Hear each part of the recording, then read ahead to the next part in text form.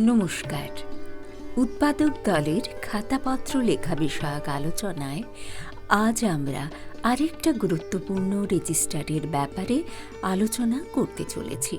তার নাম asset register বা সম্পদ খাতা। এই অ্যাসেট রেজিস্টার বা সম্পদ খাতা লেখার পূর্বে আমাদের কিছু কিছু ডকুমেন্টস বা নথি সঙ্গে রাখতে হবে। তার মধ্যে গুরুত্বপূর্ণ হল প্রথম ক্রয়ের রসিদ, দ্বিতীয়ত ক্রয়ের চালান বা রসিদ, তৃতীয়ত ক্রয় নির্দেশনা রসিদ। রেজিস্টারের শুরুতেই আমরা উৎপাদক দলের নাম উল্লেখ করব।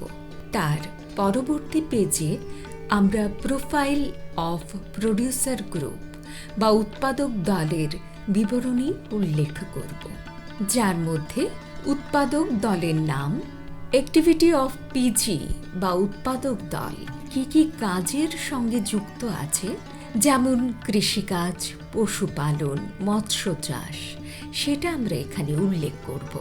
তৃতীয় নাম্বার কলামে আমরা পিজির ঠিকানা উল্লেখ করব, যেখানে পিজির গ্রামের নাম, ব্লকের নাম, জেলার নাম এবং রাজ্যের নাম উল্লেখ করব।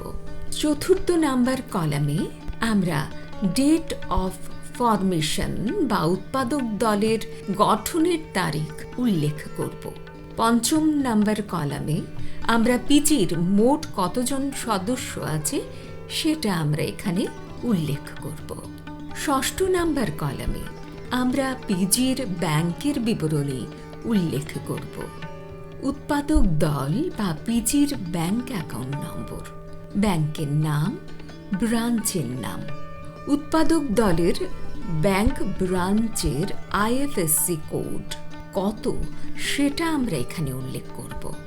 সপ্তম নম্বর কলামে আমরা পিজিটা কোন সিএলএফ এর অন্তর্গত সেটা আমরা এখানে উল্লেখ করব। অ্যাসেট রেজিস্টার বা সম্পদ খাতার মূল পেজে আমরা পিজি বাজার থেকে যেই সম্পদ কিনে আনলো তার ক্রমিক নাম্বার লিখব।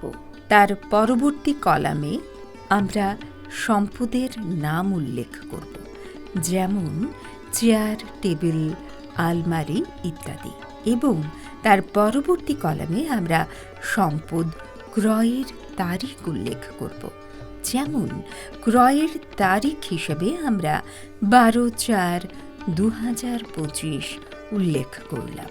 সম্পদের মূল টাকা কলামে আমরা সর্বমোট টাকার পরিমাণ উল্লেখ করব। আশা করি এই ভিডিওর মাধ্যমে আমরা উৎপাদক দল বা প্রডিউসার গ্রুপের অ্যাসেট রেজিস্টার বা সম্পদ খাতা লেখার ব্যাপারে একটা স্পষ্ট ধারণা পেয়েছি। ধন্যবাদ।